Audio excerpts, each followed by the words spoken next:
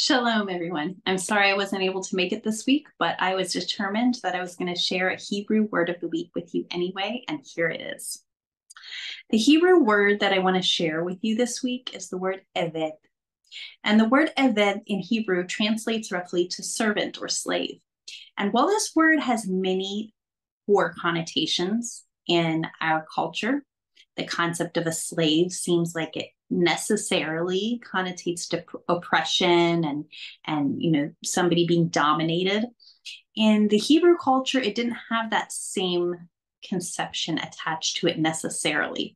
Now, there were certainly instances where servants, people who they conquered, were taken in as slaves and forced to serve them or caused to serve them. But that wasn't always, even in that case, necessarily an act of oppression so much as keeping a structural order intact. So if I've gone in and I've wiped out all your men, your warriors who were defending your village, your land, and now I don't want to kill you also, my only other choice is to give you some kind of role in my society. And I'm not going to put you over me for obvious reasons. And so the only place to really put you is within my household somewhere. And as we're going to see, this word eved is all about the home. It's all about serving in the home. It's all about knowing and understanding what the master wants, what the master requires in order to be a good servant. A servant needs to know and understand what their master requires, right? They need to have this comprehension, this understanding of what it is their master requires of them and be willing and capable to provide that. A good servant must also watch over their master's house and his affairs. They need to know how to guard and secure their master's house.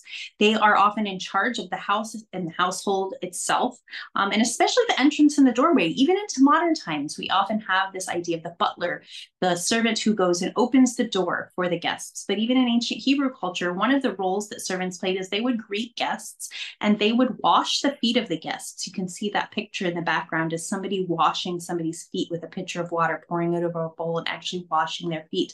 And as we know, that was a picture that Yeshua gave us before the Last Supper of how we're each to be servants to one another, how we're to hold that space of the servant as a holy place, as a place of serving, and willingly so. And in fact, we see this word used when we talk about the Levites that were serving in the temple, right? They were servants, they were slaves to Yah, and we'll talk a little bit more about that. As it relates to us being good servants, the idea again of being a servant, of being a slave, does not necessarily need to be a negative connotation. We, as servants of Yah, we need to know him. We need to understand his Torah. We need to enter into covenant to be joined with him into his house, right? Enter his household. And we must guard his commandments.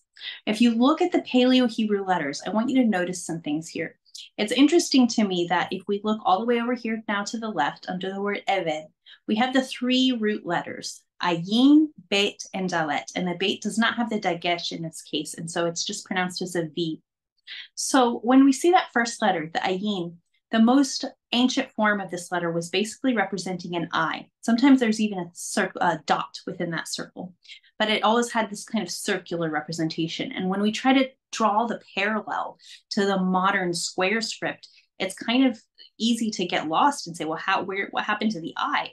But remember that Hebrew originally was a language that could be written any number of directions. It could be going up and down. It could be going right to left. It could be down to up. It was never really left to right. That's one direction it really was never written. But up and down either way and right to left. So, when we look at that letter and we turn it on its side, the modern square script, again, it looks kind of like a Y to us. We can see this idea of an eye opened, right? Kind of like the sideways eye being opened. And so the concept of the eye is, again, visible sight, to watch, to see something. But beyond that, to have a deeper comprehension, to know, to understand it, right? In order to effectively guard anything, it has to require a lot more than just our visible sight, right? Our actual seeing. We have to be listening. We have to be feeling out the energy of the situation. And any person who approaches something we're supposed to be guarding isn't necessarily a threat, but they could be. So we have to be on guard. We have to be ready to react, and yet we can't be overreactive. A good guard, a good servant needs to be looking and observing and understanding, comprehending what they're seeing, not just seeing, but comprehending what they're seeing. And then the next letter, the bet, the ancient Paleo-Hebrew, and we've talked about this before, is basically representing a banner, because that was the symbol. You had these desert camps that for far across the desert, they would be able to identify one another by specific banners for their household, for their tribe, for their people. And even for specific households in some cases. And so in this case, we have this banner that turned into a representation of actually the tent itself, again, on a side view, right? And the interesting thing here is we have this idea, again, of the home, the dwelling, the family, to go within, to be within. And beit can also be used as a prefix in a word to represent in, like bereshit, in the beginning. And so it can also represent the word by, or the prefix by. And it's interesting, if we just take those two first letters to watch the home, we have, if we just took those two letters and we severed them from the dalet on the end, we would have the word av, right? Because we have avad, the actual verb to work. If you look over there in those related words, the first word is avad, which means to work. So if we take just those first two letters of avad, and we just take off the dalet, we have av. Now, a lot of you will instantly recognize that word as the word father. However, it's spelled differently when we're talking about a father. When we're talking about a father, we have the aleph as the first letter. And here we have the ayin. And what's so fascinating to me about that is, if you remember from prior lessons, the aleph represents the leader, right? The first, the strongest one. And that's the place and the role that the father plays in a home, especially in ancient cultures. We even know he's the strong one. He gives the foundation for the family. And if you don't have a father who's standing up in the strength of Yah, and he's not taking his role in the family seriously, the entire family is going to suffer as a result of that. So if we just look at those two letters, the leader of the home, aleph and bet, then we can see that picture of what the father at the most basic level is to the family. Here, those first two letters, we have almost the same thing going on, but instead of being the leader, he has this servant has a very important leadership role of watching, of guarding, of seeing, knowing, and understanding what's going on in the home. To guard the home, to know the home in and out, to know where the sugar is in the cabinet, to know when visitors are coming, to know whether those visitors might be hostile or might be friendly. And so whether to tell the women of the household to prepare some food or to go fetch the men from the fields because we're about to have a fight now. So those are the roles that the servant would play, especially in an ancient household. And then when we put that dalet into the mix, again, the dalet, again, to us, a triangle, what does this have to do with the door? Well, in an ancient Hebrew dwelling, which was a tent, the doorway was really just a flap of canvas that would be pulled aside to admit somebody or to keep out the sands, the storms that were there in the desert.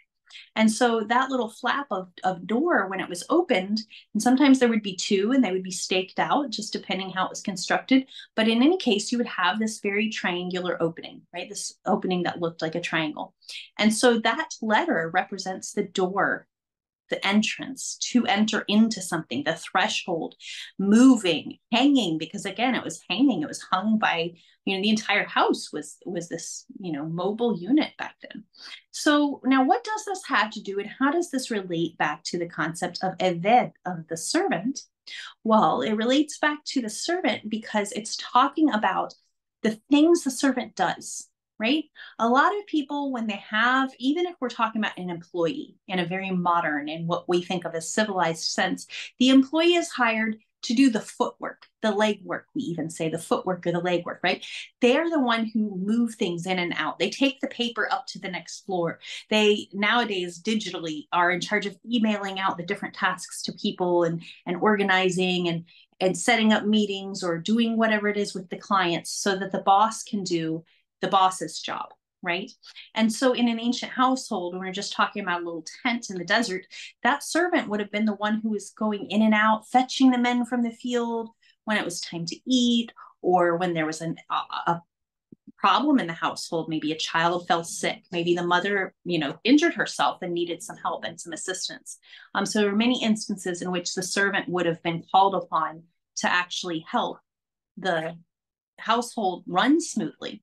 And in the same token, we have this picture of the servant and bringing things into the home, right? They would have been the ones who bring the wash out to be washed, bring it back in when it's dry, go out and bring in the firewood, take out the trash, those kind of things. And so these ideas of moving in and out, doing that legwork. And when we translate this again to the concept of our role in the kingdom as servants of the kingdom, we are supposed to be the hands and the heart and the feet of the Father in the Messiah's kingdom. The Messiah very much demonstrated for us that role of being the servant, of laying down even his own life for the purpose of the kingdom. So what he was able to do is he was able to demonstrate to us what is required to be a good servant, a good eved, right? To surrender ourselves completely to the Father by becoming a watchman, a guardian of the rules of the house, by seeing and knowing and understanding the importance of the Torah. By understanding his Torah and entering into his covenant, we can be joined with him. And in order to do that, we must then guard his commandments. Another fascinating thing here is where we see this word in today's lesson in Exodus 21, 5 and 6. It says, but if the servant plainly says, I love my master, my wife, and my children, I will not go out free, then his master shall bring him to Elohim.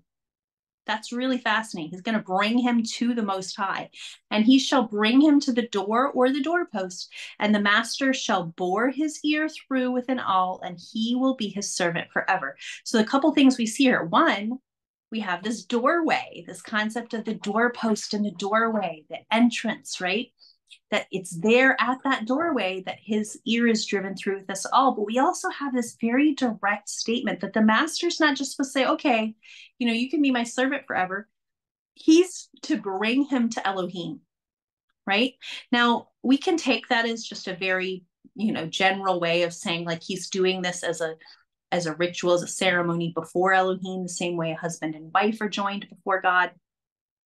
But we can also read a little more into it. We can say that it is now the master's job to teach him the Torah and to teach him to observe the Torah. And even though this may be a Hebrew slave who is aware of the Torah, it's now his job to make sure that he's guarding the Torah, that he's keeping the Torah, right? Because now he's not just a servant of the household, but he is actually committing to being part of the household for the rest of his life. Right. And that comes back to the same, that brings us back to the same parallel. When we enter into the kingdom, we are presenting ourselves before a holy God, before the holy Elohim, and we are asking him to accept us, to bring us in, and to bind us to him forever. Right? And so just like that slave who's standing there at the doorway, we enter in through the blood on the doorway. We have this parallel to Pesach. We have the parallel to Yeshua. I am the way, the truth, and the life, right? And the thief doesn't enter in through the gate, right? All of these parallels that show us how Yeshua is that waymaker. He is that doorway, and it's through his blood on the doorway that we are brought in, presented to Elohim, and brought in eternally to be part of this eternal covenant family. And I wanted to share also the verse in Romans 7:25, again, to kind of take away this concept of pure oppression that is attached to the word of slave. It says, thanks be to Elohim through Yeshua Messiah, our master. So then I myself am a slave to the Torah of Elohim with my mind. But with my flesh, I am a slave to the law of sin.